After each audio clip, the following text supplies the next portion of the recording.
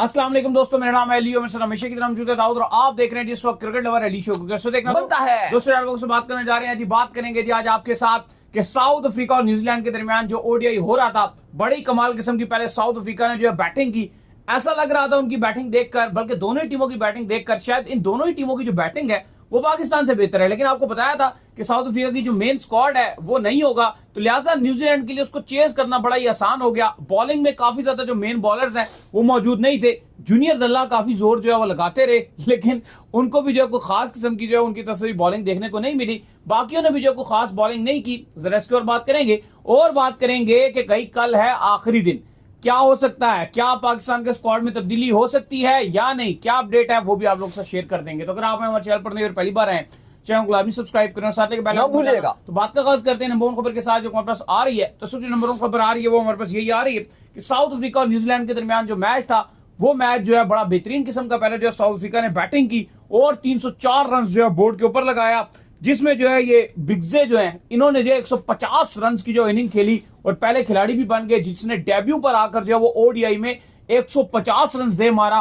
बड़ा एंजॉय किया मैंने इसकी बैटिंग को, बड़ी कमाल किस्म की यार इस लड़के ने जो है शॉट्स मारी, मजा आ रहा था इसकी बैटिंग देखकर। और जब 304 रन बोर्ड के ऊपर लगा तो ऐसा फील आया कि अगर साउथ अफ्रीका के पास थोड़ी सी भी क्वालिटी बॉलिंग है तो आज जो है वो न्यूजीलैंड को पकड़ा जा सकता है। लेकिन भाईजान फिर बदले में जो है वो केन मामा आ गए और केन मामा भी सेंचुरी मार गए और बड़ी आसानी से चेस हुआ। क्या कहानी है दाऊद? लाहौर तो वैसे लग रहा है कि बड़ी बैटिंग ट्रैक है मास पाकिस्तान को छोड़ के। देखिए, अगर आप पिछले लास्ट 3 दिन देखो तो 3 मैचेस खेले गए हैं। एक पाकिस्तान न्यूजीलैंड का, कल इंडिया वर्सेस इंग्लैंड का और आज साउथ अफ्रीका और न्यूजीलैंड का। तीनों मैचेस में अगर आप देखो रन्स 300 बने हैं और 300 चेस भी हुए हैं, एक्सक्लूड पाकिस्तान को अगर आप कर दो। आपकी ग्रुप की टीम 3 टीमों का मैच 3 दिनों में हुआ है। हाँ, एक चलो अगर आप बिल्कुल तीनों टीमों ने खेला और इंडिया ने भी, न्यूजीलैंड इंडिया और आपके अलावा बाकी दोनों टीम्स जो है वो अपनी फॉर्म में नजर आ रही हैं। तगड़े ऐसा इंडिया ने इंग्लैंड को हरा दिया। खैर इंग्लैंड को तो बुरे हाल ही चल रहे हैं भाई।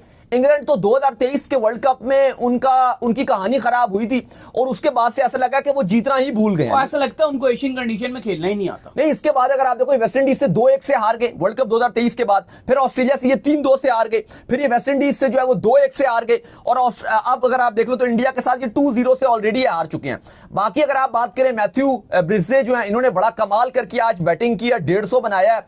डेब्यू पर पहले खिलाड़ी बने जिसने 150 बनाया। प्लस अगर आप साउथ अफ्रीका के ये दूसरे खिलाड़ी बने हैं जिन्होंने ये सेंचुरी मारी है 2007 के बाद, क्योंकि 2007 में अगर आपको याद होगा तो एबी डिविलियर्स ने 95 गेंदों में पाकिस्तान में अपनी सेंचुरी स्कोर की थी 2007 में। और अब ये मैथ्यू जो ब्रिस्के हैं इनकी अब सेंचुरी आई है और इन्होंने कमाल खेला। लेकिन अली साहब, पाकिस्तान के लिए तो परेशानी है, क्योंकि ये ग्रुप में जितने पाकिस्तान के ग्रुप की टीम से इंडिया हो गई, न्यूजीलैंड होगी, ये 300 बना रहे हैं। और नहीं, एक और बात ये नहीं है कि सिर्फ 300 बना रहे हैं। इंपॉर्टेंट बात यह है कि जो इनके स्पिनर हैं वो भी परफॉर्म कर रहे हैं। इनके जो प्लान है वो प्रॉपरली एग्जीक्यूट हो रहे हैं। जो इनके हार्ड हिटर्स हैं वो भी परफॉर्म कर रहे हैं। हमारा जो एक्चुअल में सबसे बड़ी जो हमें मुसीबत पड़ती है ना वो ये पड़ती है कि जैसे कोई इवेंट आता है तो हमारे जो प्रॉपर स्पिनर है वो हमें समझ नहीं आते हैं, जो हमारे प्रॉपर हार्ड हिटर है वो हमें समझ नहीं आते हैं। ये 3-4 नाम ही चल रहे होते हैं जिनके ऊपर टीम चल रही होती है, बाबर आजम, मोहम्मद रिजवान, यही ऊपर के 2-3 ही होते हैं बस। अच्छा, और मजे की बात है बाबर भी नहीं परफॉर्म कर रहे हैं। इसमें एक जो अच्छी चीज हुई है वो ये हुई है कि जो पाकिस्तान को सिनेरियो चाहिए था ट्रांजिशन सीरीज के लिए,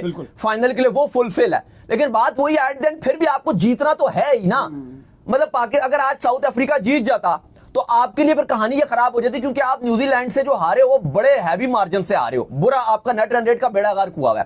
तो अगर आज साउथ अफ्रीका जीत जाता तो फिर कहानी आपके पास नेट रन रेट की आ जाती कि भाई हाँ, अब जितने रन से साउथ अफ्रीका जीता होता है न्यूजीलैंड से, उतने का आपके ऊपर मार्जिन आ जाता कि भाई इतने रन से आप हराओ, तो उस सूरत में आपके लिए मुश्किल हो जाती। तो अब एक अच्छी चीज ये हो गई है कि आज न्यूजीलैंड जीत गया तो न्यूजीलैंड अपने पॉइंट टेबल पे टॉप कर गया और न्यूजीलैंड गो थ्रू कर गया। अब 14 तारीख को जो कराची में खेला जाएगा फाइनल, वो न्यूजीलैंड तो खेल गया। अब साउथ अफ्रीका और आपका डिसाइडर होगा परसों कि कौन अब ग्रैंड फिनाले खेलेगा। बाय द वे आज पाकिस्तान टीम कराची पहुंची स्टेडियम में, वहां पर पाकिस्तान टीम ने आज प्रैक्टिस की, कल ओपनिंग सेरेमनी भी है, आज भी उसकी बड़ी तैयारियां की जा रही हैं। तो पाकिस्तान टीम भी पहुंची, मोहम्मद रिजवान और बाकी आपके सारे बॉलर्स, बैटर्स सब ने आप भरपूर किस्म की नेशनल स्टेडियम में प्रैक्टिस की। थोड़ा सा यार देखो, पाकिस्तान में जो है वो आप बस पटाखे ही फोड़ी जा रहे हो, ग्राउंड देखने का तो मजा आ रहा है, लेकिन दूसरी टीमें हमें फोड़ी जा रही हैं। थोड़ा सा आप भी फोड़ो किसी दूसरी टीम को, ताकि फैंस के दिन पता नहीं क्या मसला क्या है कि जैसे कोई इवेंट आता है उससे पहले आप फैंस को इतना डराते क्यों हो? पाकिस्तान की टीम डरा देती है एकदम।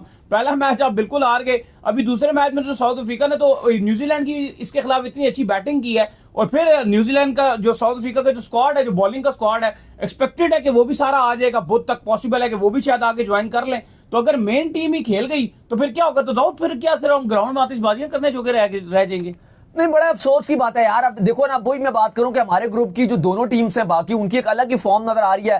केन विलियमसन ने 8 सेंचुरी मार दी, रोहित शर्मा ने कल मार दी सेंचुरी, बाकी न्यूजीलैंड के जो खिलाड़ी है ग्लेन फिलिप्स वो फॉर्म में आया हुआ है भाई। कॉनवे भी आज सेंचुरी थी 97, वो ही मार गया। वो भी, उसकी भी सेंचुरी आप ले लो। ग्लेन फिलिप्स लगातार 2 मैचों में रन बना रहे हैं, इंपैक्टफुल इनिंग खेल रहे हैं, वो फिनिशर बन गया इस टाइम। नया ऐसा लग रहा है कोई एबी डिविलियर्स आ चुका है। ग्लेन फिलिप्स वो तो एक अलग ही माहौल पे नजर आ रहा है, इतनी इंप्रेसिव इनिंग खेल रहा है, इतनी इंपैक्टफुल इनिंग खेल रहा है कि उसने आपको बिल्कुल ही पंडल किया हुआ है। बाकी अली साहब, जो कल है पाकिस्तान की आखिरी तारीख, आइए जरा। बिल्कुल जी, पाकिस्तान के स्क्वाड की जो लास्ट डेट है अब वो कल है, और कल के दिन तक जो है वो आप कोई भी तब्दीली जो है बिना आईसीसी को बताए जो है वो कर सकते हैं। लेकिन अगर कल का दिन जो है वो गुजर गया और आपने जो है वो 1-2 मैच और खेलने की कोशिश की, यानी कि आप कहते हैं कि यार हम साउथ अफ्रीका से एक मैच खेलेंगे, उसमें भी हम थोड़ा ट्राई करेंगे, फिर हम जो है वो अगर फाइनल में चलेंगे उसमें भी हम थोड़ा ट्राई करेंगे, और उसके बाद आप जो है कहते हैं कि हम 19 तारीख से पहले जो है कोई तब्दीली कर देंगे, तो फिर उसके लिए आपको किसी एक खिलाड़ी को इंजर्ड करना पड़ेगा। मतलब बात तो गलत है लेकिन बात सही है, किसी एक खिलाड़ी को आपको इंजरी का शिकार करना पड़ेगा, वो भी आईसीसी की टेक्निकल कमेटी अप्रूव करेगी, होना पड़ेगा। फिर उसका आपको जाकर जो आईसीसी की टेक्निकल कमेटी है उसके आगे जो है दरख्वास्त जमा करवानी पड़ेगी, और वो अगर अप्रूव करेंगे तो देन आप तब्दील कर सकते हैं। तो पूरे पाकिस्तान की निगाहें जो एक बार फिर से स्क्वाड के ऊपर मरकूज हैं। क्या लगता है भाई, जो कल की तारीख है उस तक स्क्वाड तब्दील हो सकता है या नहीं, क्या कहानी? अच्छा, पहले मैं एक चीज ऐड कर दूं कि कल काफी कुछ होने जा रहा है। उसकी एक रीजन ये है कि पाकिस्तान का मैं भी आपको बताता हूं, लेकिन कल जो बाकी टीम्स हैं उनमें भी बहुत कुछ होने जा रहा है। कल जसप्रीत बुमराह जो भारत के हैं उनके ऊपर भी सवाल है, उनकी फिटनेस के ऊपर भी। आपको पता है बैक स्पैन हो गया था उनको बॉर्डर गावस्कर ट्रॉफी में, तो कल भारत को भी उनके ऊपर फैसला लेना है कि आया इंडिया उनको स्क्वाड में रिटेन रखना चाहता है या नहीं रखना चाहता। लेकिन कुछ अपडेट्स ये आ रही हैं कि जो भारतीय सिलेक्शन कमेटी है वो ये चाहती है कि अगर वो फिट ना भी हो, हमें लेटर स्टेजेस के लिए भी मिलते हैं। आखिरी मैच उनका न्यूजीलैंड के साथ है, या फिर अगर वो क्वालिफाई कर जाते हैं सेमीफाइनल या फाइनल के लिए, तो वो उसके लिए चांस लेंगे और बुमराह को रखेंगे। अगर इवन बुमराह बांग्लादेश वाले मैच के लिए अवेलेबल नहीं होते, वो चांस लेंगे पाकिस्तान इंडिया के मैच के लिए अवेलेबल हो। अगर वो उसके लिए भी अवेलेबल नहीं होते, वो स्टिल उनको स्क्वाड के साथ रखेंगे। ये खबरें आ रही हैं, लेकिन भारत को भी कल फैसला लेना है। फिर दूसरी टीम आती है इंग्लैंड। इंग्लैंड के जो एक खिलाड़ी है, कल बटलर ने कंफर्मेशन दे दिया कि जो जैकब बेथल हैं वो अनफिट हो चुके हैं और वो चैंपियंस ट्रॉफी से भी बाहर हो गए हैं, उनको इंजरी हुई थी। फिलहाल जो इंडिया इंग्लैंड की सीरीज है उसमें टॉम बेंटन को उनकी रिप्लेसमेंट पे रखा गया है, लेकिन अभी स्क्वाड में कल इंग्लैंड फैसला करेगा कि जैकब बेथल की जगह जो है वो किसको चैंपियंस ट्रॉफी के अपने स्क्वाड में रखेगा। टॉम बेंटन भी बेहतरीन है। 2 हो गए। फिर तीसरी टीम है ऑस्ट्रेलिया। ऑस्ट्रेलिया को कल फैसला अपना लेना है, काफी टीम्स को अपने कल डिसीजन लेने हैं। ऑस्ट्रेलिया को अपना फैसला लेना है। 3 खिलाड़ी बाहर हो गए। हाँ, ऑस्ट्रेलिया ने अभी तक ऑफिशियली तौर पर मिचेल मार्श को बाहर जरूर किया है, लेकिन अभी तक उन्होंने उनकी रिप्लेसमेंट अनाउंस नहीं की। लेकिन जो कप्तान पैट कमिंग्स है उसके ऊपर बहुत बड़ा क्वेश्चन मार्क है। फिर उनके स्टोइनिस ने रिटायरमेंट का ऐलान कर दिया, वो ऑफिशियली तौर पे चले गए। हैजलवुड के ऊपर 80% चांस है, 90% चांस है कि वो बाहर है, लेकिन अभी ऑफिशियली तौर पे 2 बाहर हुए हैं। एक मिचेल मार्श ऑफिशियली बाहर हो गए हैं और स्टोइनिस रिटायरमेंट के बाद ऑफिशियली बाहर हो गए हैं। पैट कमिंस का कोशिश जरूर कर रहे हैं, लेकिन उसके भी चांसेस बाहर ही हैं। पैट कमिंग्स और हैजलवुड पे वो चांस ले रहे हैं और उनकी पूरी कोशिश है, जो एंड्रयू मैकडोनाल्ड है वो चाहते हैं कि हम चांस लें, तो इन दोनों का भी चांस है कि चांस पे बैठे हुए हैं। अब आ जाती है मेन टीम हमारी, जो 5वीं टीम है जिसके स्क्वाड में साउथ अफ्रीका ने तो अपना ऑलरेडी कल जो है वो उन्होंने आपको बताया कि रिप्लेसमेंट अनाउंस भी कर दी थी। उन्होंने कहा था कि जो बोश है वो अब हमारे रिप्लेसमेंट होंगे, नोकिया के रिप्लेसमेंट के उन्होंने वो अनाउंस कर दिया। अब बात आती है पाकिस्तान की, और साथ उन्होंने ये भी कहा कि जो मफाका है वो ट्रैवलिंग रिजर्व रहेंगे और वो पाकिस्तान के लिए ट्रैवल करेंगे। ये साउथ अफ्रीका ने अनाउंस किया था। अब है पाकिस्तान की बारी, क्योंकि कल है आखिरी दिन जिसमें पाकिस्तान ने अनाउंस करना है। बाकी टीमों के पास ना अली फिर भी एक मार्जिन है। मैं आपको पहले एक चीज क्लियर कर दूं, क्योंकि उनके प्लेयर हैं अनफिट, ठीक है, तो उनके लिए अगर वो कल अनाउंस नहीं भी करते ना, तो परसों तरसों उससे नेक्स्ट डे भी वो अनाउंस कर दे, उनके लिए मुश्किलात नहीं है, क्योंकि एक जेन्युइन रीजन है। ऐसा ही है, उनका एक जेन्युइन रीजन है कि वो अनफिट है। रिपोर्ट जाहिर है सब इंजर्ड है, तो किसी की भी रिपोर्ट होगी वो दिखाएंगे किसी की टेक्निकल कमेटी को और वो अप्रूवल मिल जाएगा। तो ये जो बाकी मैंने आपको जितनी टीम्स का बताया है ना, 4 टीम्स 5 टीम्स, इनके लिए इशू नहीं है। ये अगर 2 दिन डिले भी कर देंगे तो, क्योंकि इनके तो इंजर्ड है, तो इनकी तो रिप्लेसमेंट हो जाएगी। इशू है हमारी टीम का, क्योंकि हमारा कोई भी इंजर्ड नहीं है उस तरह से। हम जो रिप्लेसमेंट चाह रहे हैं वो हम परफॉर्मेंसेस वाइज चाह रहे हैं। अगर हम जो खबरें चल रही हैं जी कि तैयब ताहिर को बाहर करके सुफियान मुकीम को डाला जाएगा, तो ऐसा नहीं है कि तैयब ताहिर की कोई टांग टूटी हुई है या खुदा ने खासा को उसको हाथ पे चोट लगी हुई है, बिल्कुल फिट है। वो बात है कि आपको कॉम्बिनेशन फिट नहीं हो रहा। आपके चेयरमैन मोहसिन नकवी ने भी सिलेक्शन कमेटी को बोला था कि भाई अगर आपको लगता है कि स्क्वाड में कोई तब्दीली हो सके तो आप कर दीजिए, अगर आपको लगता है तो आप कर दीजिए, टाइम है अभी। तो उन्होंने भी ये सिलेक्टर को बोला था, लेकिन उन्होंने कहा था भाई मैं इंटरफेरेंस नहीं करूंगा। फिर रिजवान ने आके रात को, आपको याद होगा कि जब प्रेस कॉन्फ्रेंस में भी आए तो उन्होंने कहा कि नहीं जी ऐसा कोई सीन नहीं है, हम जो है वो इसी स्क्वाड के साथ जाएंगे, सारे हमारे जो है वो बेहतरीन खिलाड़ी हैं। लेकिन फिर भी जो अपडेट्स हैं वो पाकिस्तान सुफियान मुकीम को स्क्वाड में डाल सकता है, और तैयब ताहिर को जो खबरें हैं कि उनको बाहर करने के कवी इम्कान है। लेकिन फहीम अशरफ के ऊपर भी तलवार लटक रही है कि फहीम अशरफ को भी बाहर किया जा सकता है। इसके अलावा पाकिस्तान कोई तब्दीली नहीं करने जा रहा, ये आपको हम अपडेट दे दें।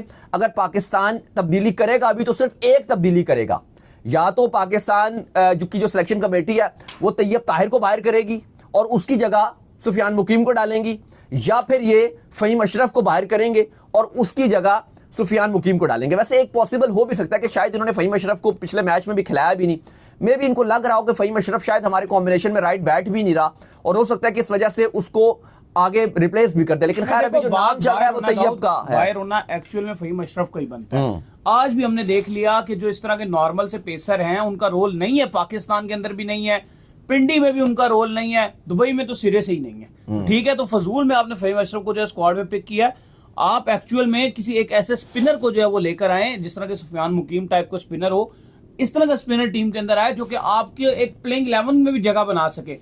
आप ऐसा बंदा रख देते हैं स्क्वाड में जिसको प्लेइंग 11 में भी जगह बनाना मुश्किल हो जाती है। और देखो आप अगर न्यूजीलैंड से बात करते हो उनसे खेलने के लिए, तो आपको मानना पड़ेगा कि न्यूजीलैंड फास्ट बॉलर्स को आपसे बेहतर खेलती है, तो सारी जिंदगी पेसर्स को आपके फास्ट बॉलर वैसे ही अपनी पाकिस्तान की जो कंडीशन ऑफ फ्लैट विकेट्स हैं इनमें फारिग आ गया ना आपको कि एक स्पिनर आपके पास नहीं था तो आपको कितनी मार पड़ी। अब आप देखो ना, न्यूजीलैंड ने जो 2023 का वर्ल्ड कप था उसमें भी उन्होंने आपकी कुट लगा दी थी आपके बॉलर्स की। वो तो फखर जमान का भला हो, अल्लाह उसका भला करे फखर जमान का, जिसने ताबड़तोड़ बैटिंग की, और वो चलो मैच भी छोटा हो गया था क्योंकि बारिश की वजह से, तो चलो वो उस लिहाज से कवर हो गया क्योंकि फखर जमान अकेले ही गेम थी। किसी और के पास अगर फखर आउट हो जाता और उसके बाद किसी और के पास ये चांस होता, कोई ना कर पाता क्योंकि वो अनहोनी ही थी। क्योंकि न्यूजीलैंड ने जितना तोड़ा और फोड़ा था आपकी टीम को, वो कबाड़ा ही निकाला था। प्लस जो वार्म अप मैचेस में आपके बॉलर्स का हाल किया था वो भी न्यूजीलैंड ने कमाल ही कर दिया था। तो न्यूजीलैंड तो इन कंडीशन में आपके फास्ट बॉलर का भुरगस निकाल के रख देती है, जो सीधी सी बात है। तो आपको अपने प्रॉपर स्पिन कंडीशन रखनी पड़ेगी, प्रॉपर स्पिनर रखने पड़ेंगे स्क्वाड के अंदर जो इन कंडीशन का यूज कर सके। आप देखो ना, न्यूजीलैंड के स्पिनर इतना अच्छा करते रहे, मिचेल सैटनर ने इतनी अच्छी बॉलिंग की, ब्रेसवेल की आप बॉलिंग देख लो, वो ग्लेन फिलिप्स ने आपके फखर जमान को आउट कर दिया, उसने सीधा सीधा विकेट टू विकेट बॉल कर दिया, इतनी अच्छी वो बॉलिंग कर रहा था। तो आपका स्पिन बॉलिंग अटैक क्या था, इब्रार के अलावा कोई दूसरा नजर नहीं आया, और इब्रार भी कोई बहुत ज्यादा इंपैक्ट नहीं क्रिएट कर रहा। ठीक है, बॉलिंग को कर रहे हैं, अच्छी कर रहे हैं, लेकिन ऐसा नहीं है कि हम बोलें जी कि सईद अजमल वाली बॉलिंग कर रहे हैं, कोई बहुत जैसे इंडिया का कुलदीप यादव बॉलिंग करता है, या मिचेल सैटनर बॉलिंग करते हैं जिस तरह से, या आप बोलो कि एडम जैम्पा जैसे बॉलिंग करते हैं, या साउथ अफ्रीका के जिस तरह से स्पिन महराज बॉलिंग कर जाते हैं, चलो शमसी भी अच्छी बॉलिंग करते हैं, उस तरह की कोई आपको ऑप्शन नजर नहीं आया। ठीक है, इब्रार अभी मतलब वही बात है कि कुछ ही नहीं है। 2023 के वर्ल्ड कप में तो आप बगैर स्पिनर के खेले थे, ऐसा ही है, ये मत भूलिएगा। 2023 का वर्ल्ड कप आप बगैर स्पिनर के खेले थे, 3 आपके पास ऑलराउंडर जरूर थे, शादाब वगैरह और वो उसामा मीर वगैरह, लेकिन आपके पास कोई भी एक भी वो नहीं था प्रॉपर स्पिनर। तो आप तो चलो हम इस बात पे शुक्र अदा करते हैं कि चलो एक स्पिनर आपने रखा तो है इब्रार, मतलब हम इसी में ही खुश हैं, लेकिन आपको फिर भी जो आपका बॉलिंग अटैक है वो इंतहाई कमजोर नजर आ रहा है, और प्लस सोने पे सुहागा जो आपका फास्ट बॉलिंग अटैक है वो कमजोर नजर आता है। फिर इन विकेट्स पे तो 300 हर कोई बनाता है यार, देख लो साउथ अफ्रीका ने बनाया, न्यूजीलैंड ने चेस किया, कल हमने देखा इंग्लैंड ने बनाया, इंडिया ने चेस किया, परसों देखा जाए तो न्यूजीलैंड ने बनाया, हमने चेज नहीं किया। यहां तो 300 बनता है यार, तो हमें भी बनाना पड़ेगा 300। अगर पहले बैटिंग करें तो हमें भी 300 बनाना पड़ेगा, अगर हम चेस करें तो चेस करना चाहिए 300। विकेट्स बहुत बैटिंग फ्रेंडली हैं।